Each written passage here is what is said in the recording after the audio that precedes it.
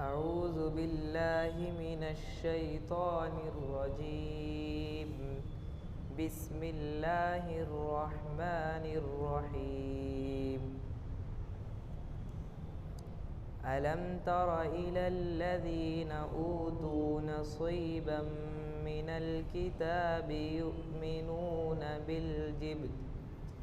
يؤمنون بالجبت والطاغوت ويقولون للذين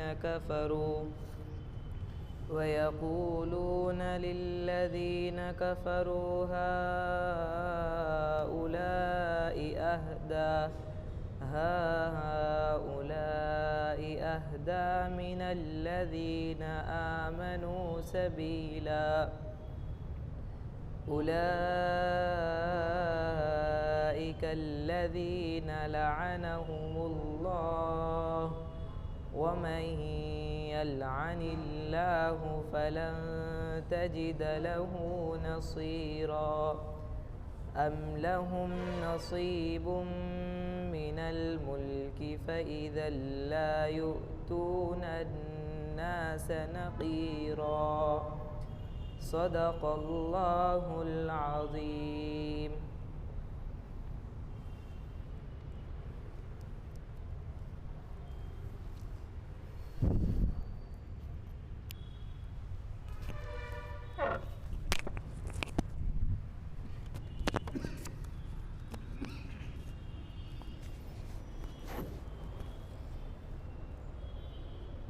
अल्लाहुम्म सल्ली अला सय्यिदिना मुहम्मद व अला आलि सय्यिदिना मुहम्मद व बारिक व सल्लिम।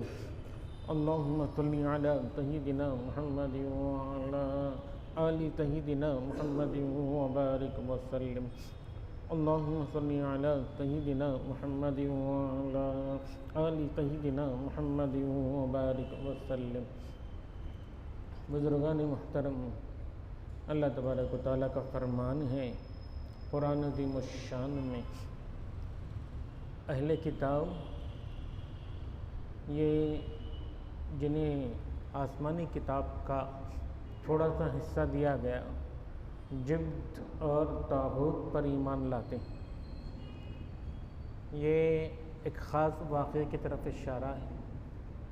अल्लाह के नबी सल्लल्लाहु अलैहि वसल्लम मक्के मुकर्रमा से हिजरत करके मदीना मुनव्वरा तशरीफ़ लाए तो मदीने में यहूदियों की एक जमात थी जिनसे मुआहदा हुआ कि वो बाहर के दुश्मन का मुकाबला हो तो मदद करेंगे मुसलमानों की, और वो भी बराबर जंग में शरीक होंगे। यहूदियों के 10 बड़े बड़े आलिम थे, उनमें सिर्फ एक आलिम ईमान लाए। उन्हीं उलमा में एक का नाम था काब बिन अशरफ। काब बिन अशरफ चूँकि यहूदियों का बड़ा आलिम था, इसलिए मुआहदे पर दस्तखत के लिए उसे बुलाया गया था। वो आया और मुआहदे पर दस्तखत किया।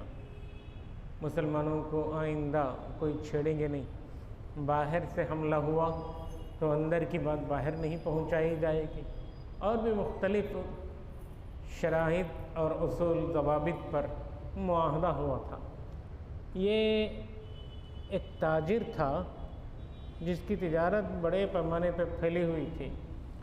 तिजारत के अलावा सूदी ख़र्ज़ लेन देन का तिजारत के तौर पर करता था, और ये इतना ख़राब आदमी था, गिरवी दूसरे चीज़ों को रख लेने के जैसा।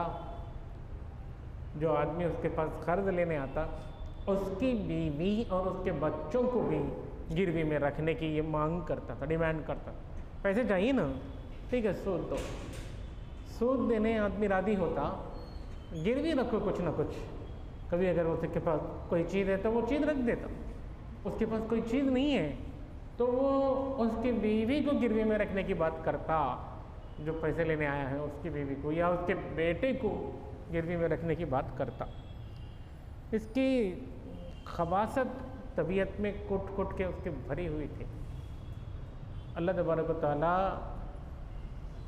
इल्म दिए अहले किताब को, होना तो ये चाहिए उनकी किताब में आखिरी नबी सल्लल्लाहु अलैहि वसल्लम के अलामात मौजूद हैं और वो अपने बेटों को पहचानने की तरह बल्कि उससे भी ज़्यादा आखिरी नबी सल्लल्लाहु अलैहि वसल्लम को पहचान चुके, फ़ौरन वो ईमान लाना, ईमान तो नहीं लाए, उल्टा साजिश हमेशा मुखालफत में, दुश्मनी में रहे। ये क्या किया काब बिन अशरफ, ये मक्का पहुंचा। उस वक्त जंग बदर में बड़े पैमाने पे मुसलमानों में और कुफ़ार में जंग हुई तो कुफ़ार के 70 सरदार मारे गए और बहुत कुछ वो परेशान थे। अबू सुफियान जो उस वक्त तक अभी ईमान नहीं लाए थे, मक्के के सरदार थे, ये जाके अबू सुफियान से मिला और काब बिन अशरफ उनसे मदीने पे जंग करने, मदीने पे लड़ने, फौज लेकर आने की दावत दिया। इस पर अबू सुफियान को हैरत हुई, तो यहूदी का आलिम है, मदीने का रहने वाला है, मदीने पे लड़ाई को बुला रहा है, मुसलमानों के ख़िलाफ़ लड़ाई को, तो ये क्या हो गया? क्या ये सच है या इसमें भी मेरे साथ कुछ तो धोखा करना चाहता है? अबू सुफियान ने पूछा। अबू सुफियान के पूछने पर काब बिन अशरफ ने कहा, जो शर्त चाहे रखो, मैं अपनी बात को सच है साबित करके दिखाऊँ। यहूदी है, तौहीद का कायल है, मूसा अलैहिस्सलाम का उम्मती है, आलिम है, आलिम तौरात का इल्म रखने वाला। उससे अबू सुफियान ने शर्त रखी, अगर तू ये चाहता है कि मैं तेरी बात सच मानूं तो ये जो हमारे बुत रखे हुए हैं काबतुल्लाह में, वहाँ यहाँ लात उज़्ज़ा, ये वो, इन बुतों को तो सजदा कर। तो अगर बुतों को सजदा करेगा ना तो मैं मान लूँगा तो अपनी बात में सच्चा है।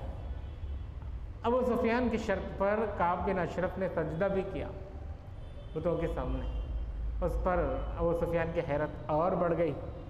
फिर अबू सुफियान ने दूसरी शर्त रखी, हम हाजियों को पानी पिलाते हैं, उनकी मेहमानी करते हैं, अपने आबा व अजदाद का दिन बहुत मुआज़्ज़ज़ समझते हैं।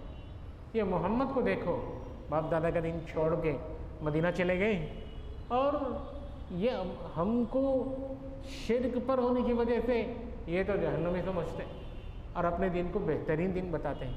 तुम बताओ काब, आलिम दीन हो, तौरात का इल्म रखने वाले, अहले किताब में से हो, हम बेहतर हैं या मोहम्मद बेहतर है?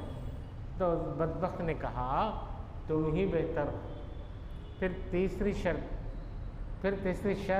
अबू सुफियान ने रखी, अगर मैं तुम्हारी बात सच मानना है ना तो तुम हमारे 31 आदमी, तुम्हारे 31 आदमी, तुम मेरी ये तीसरी शर्त भी कबूल कर लो।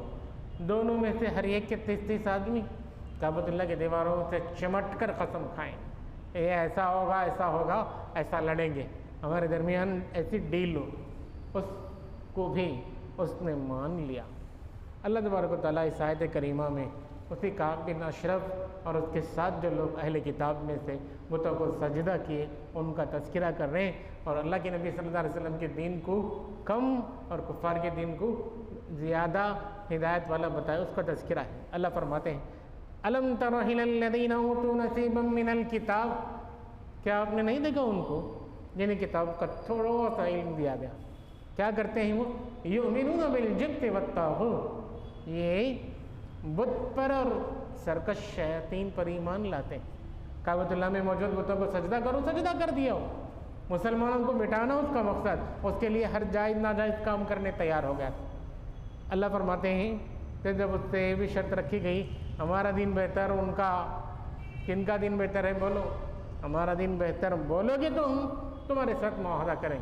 तो उसने कहा था, व यक़ूलूना लिल्लज़ीना कफ़रू हाउलाइ अहदा मिनल्लज़ीना आमनू सबीला। कुफ़ार मक्का से वो कहता है, यही लोग यानी काफिर, ये मदीने में मौजूद मोहम्मद सल्लल्लाहु अलैहि वसल्लम और उनके साथियों से ज़्यादा हिदायत पर। अल्लाह फरमाते हैं, ये वो लोग हैं जो हमेशा मुसलमानों की मुखालफत पर अड़े रहे, नबी करीम सल्लल्लाहु अलैहि वसल्लम को पहचान कर भी ईमान लाने से बाज रहे। काब बिन अशरफ ये वो है कि इसके बारे में बाकायदा ऑर्डर निकला था नबी करीम सल्लल्लाहु अलैहि वसल्लम से उसको प्री प्लान मर्डर करने का, उसको मार देने का। उसकी बदबख्ती इतनी बढ़ गई, एक जगह वो अल्लाह के नबी सल्लल्लाहु अलैहि वसल्लम को दावत में बुलाए, मकसद ही ये था कि किसी तरह वो उनको क़त्ल करने, किसी तरह वो उनको शहीद कर ले। अल्लाह के नबी सल्लल्लाहु अलैहि वसल्लम को वही के ज़रिए से इस बात की इत्तला दी गई। हज़रत जिब्रील अलैहिस्सलाम वहाँ आए और अपने पर में छुपा कर ढाँप कर अल्लाह के नबी सल्लल्लाहु अलैहि वसल्लम को उस जगह से लेके दूसरे जगह पहुँचे और आपकी हिफाजत हुई। ये शायर था, शायरी में भी हमेशा नबी करीम सल्लल्लाहु अलैहि वसल्लम की शान में गुस्ताखी करता था। अब जब ये हद से ज़्यादा सरकशी में मुब्तला हो गया तो रहमतुल लिल आलमीन, जो सारे जहानों के लिए रहमत बनाकर भेजे गए, अल्लाह के नबी सल्लल्लाहु अलैहि वसल्लम अपने सहाबा के मजमे में ऐलान करते हैं, मन लि कहब बिन अशरफ, अरे है कोई जो काब बिन अशरफ का काम तमाम करे। तो उस वक्त हज़रत मोहम्मद बिन मसलमा रज़ी अल्लाहु अन्हु का अंसारी सहाबी वो उठ खड़े हुए, उन्होंने अर्ज़ किया, अल्लाह के नबी आप क्या चाहते हैं, क्या हाथा पाँव तोड़को आना है, नहीं उसका काम ही तमाम करना, क्या करना है। आपने फरमाया कि नहीं, काम ही तमाम करना। सरकशी बहुत बढ़ गई है, अब उसे जिंदा रहने का हक़ नहीं। तो उन्होंने इजाज़त तलब की, मुझे अगर कुछ कलिमात मसलिहतन ऐसे वैसे बोलने की ज़रूरत पड़े तो मैं बोलने की इजाज़त चाहता हूँ। हुज़ूर अकरम सल्लल्लाहु अलैहि वसल्लम ने उन्हें इजाज़त दी। हत्ता कि जब वो उनको मारने के लिए, काब बिन अशरफ को मारने के लिए निकले, उनके साथ और 4 साथी थे, हज़रत अबू नाइला, उबा बिन बशीर रज़ी अल्लाह अन्हु और भी 2 साथी। रसूलुल्लाह सल्लल्लाहु अलैहि वसल्लम टीम को रुख़्सत करने के लिए जन्नतुल बक़ी के पास मौजूद थे, वहाँ तक आए उनके साथ और वहाँ से उनको रुख़्सत किया और दुआ फरमाई, ऐ अल्लाह इनकी मदद कर। तो वो काब बिन अशरफ के पास पहुँचकर जैसा उसकी आदत है, लोगों को पैसे बाकी देना सूद पर और गिरवी में लोगों को यानी औरतों को, उनके बेटों को रखने की वो डिमांड करता है। अपनी आदत के मुताबिक उसने बात किया। हज़रत मोहम्मद बिन मसलमा वहाँ पहुँचकर उन्होंने काब से बातचीत शुरू की। देखो ये आदमी, पर इशारा था अल्लाह के नबी सल्लल्लाहु अलैहि वसल्लम की तरफ, ये आदमी कभी सदका दे बोलते हैं, कभी ज़कात दे बोलते हैं, हमारे को थका डाली, पैसे हो गए, 1-2 वसक़ मुझे कुछ क़र्ज़ में दे दो। तो फ़ौरन उसने कहा, पहले से जल के था अंदर से, मुसलमानों से उसे हसद थी, बल्कि सही मानों में वो डर रहा था मेरा तिजारत का धंधा ठप न हो जाए, मैं नुकसान में ना आ जाऊँ। माल से उसे बड़ी मोहब्बत थी, दौलत के ख़त्म होने का उसे ख़तरा महसूस हो रहा था। उसने कहा, तुम देखना आगे और भी तुम आजिज़ आ जाओगे और भी हालात तुम्हारे बिगड़ेंगे, अल्लाह की कसम खाकर कहा। और उसने कहा, क्या चाहते हो, 1-2 वसक़ गल्ला चाहिए, तो फिर गिरवी रखो। तो फ़ौरन उसने अपनी आदत के मुताबिक, तुम्हें अपनी बीवी को मेरे पास गिरवी में रखो, ये डिमांड किया। हज़रत मोहम्मद बिन मसलमा रज़ी अल्लाहु अन्हु गुस्सा तो बहुत आया, अपने आप को ज़ब्त में रखे। उन्होंने उसके साथ हिकमत से बात की। उन्होंने कहा, अरे तू तो इतना खूबसूरत है, तेरे जैसे खूबसूरत मर्द के पास औरत को आकर ला के मैं गिरवी रखूँ तो फिर वो मेरे साथ जीना कैसे करेगी। इस पर वो अंदर से खुश हो गया, मेल ईगो उसका सेटिस्फाई हुआ। तो उस पर उसने कहा, अच्छा औरतों को नहीं रख सकते, ये परेशानी है तो कोई बात नहीं, अपने बच्चों को रखो ना।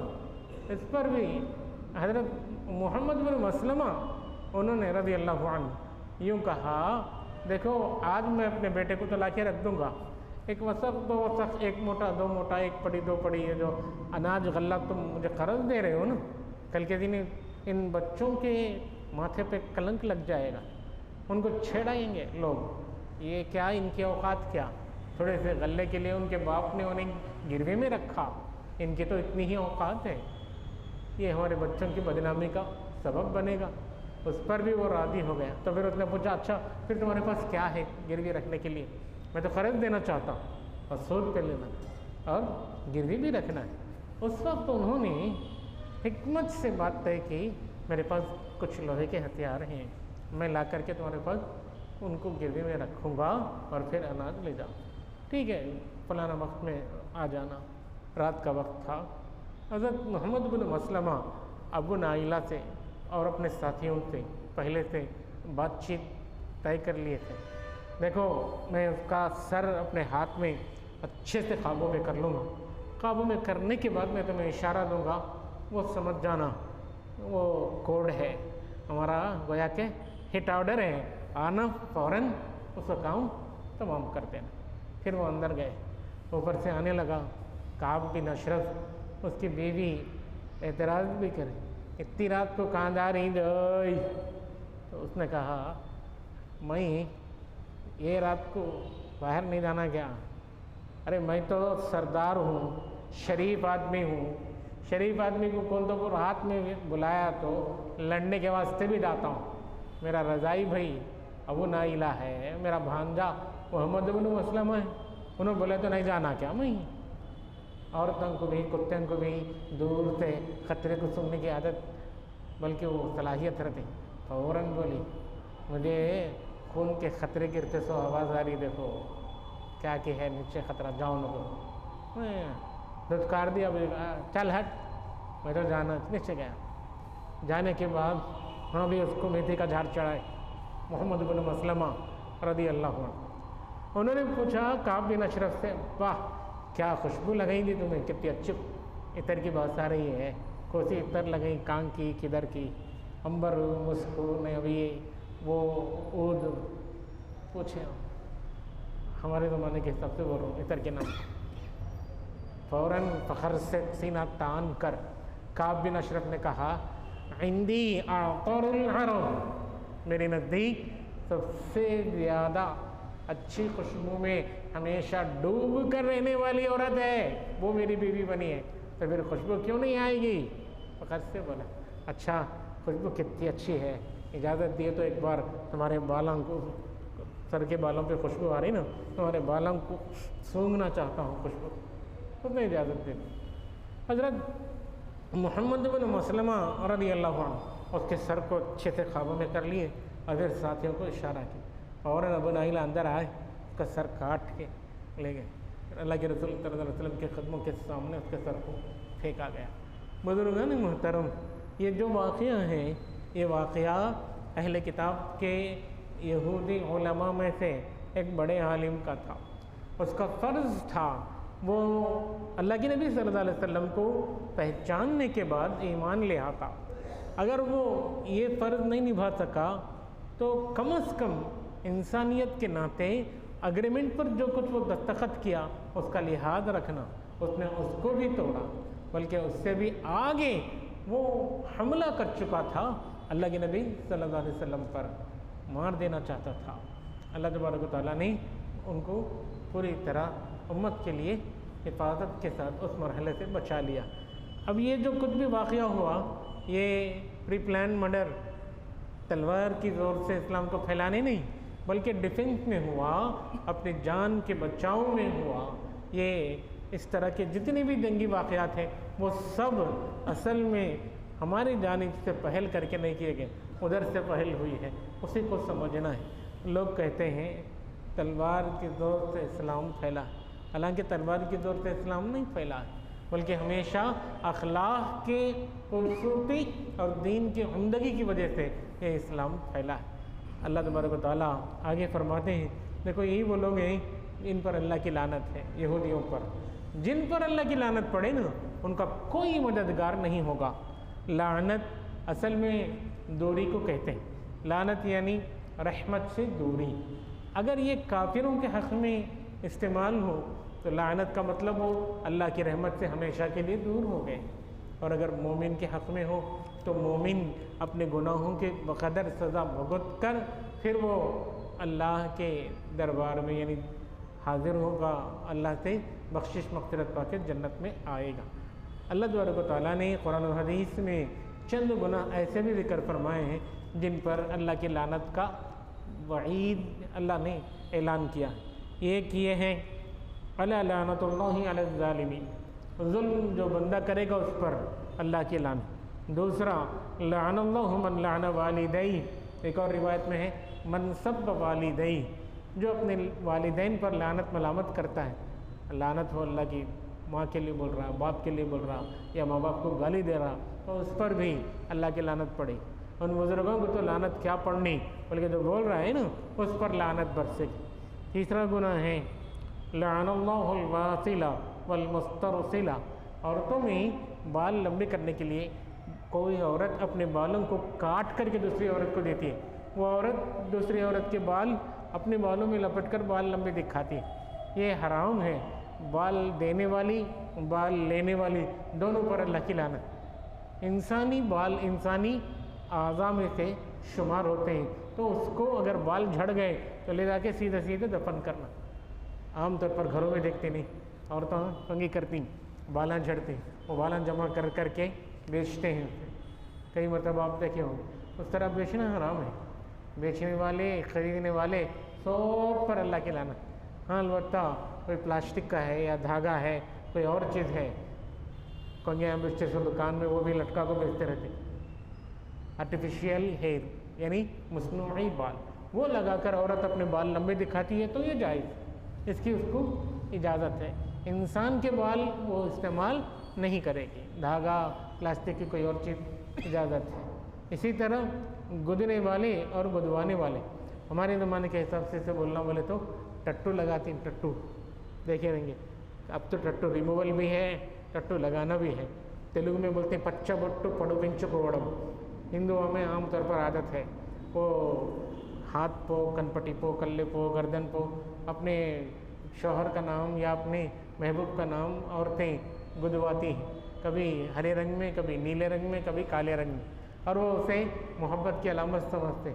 अल्लाह फरमाते हैं कि हरगिज़ नहीं, उन पर अल्लाह की लानत बरसेगी। इसी तरह लअनल्लाहुल मुसव्विरीन, जानदार की जो फ़ोटो खींचेंगे उस पर, सेलफोन में जो फ़ोटो खींच रहे हैं ना, उसके बारे में दो कौल हैं उलमा के।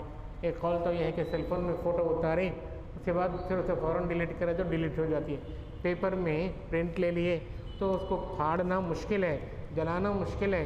ये है ना एक साबित तस्वीर है, या पेंटर जानदार की तस्वीर डालता है तो ये भी एक साबित तस्वीर है, ये हराम है।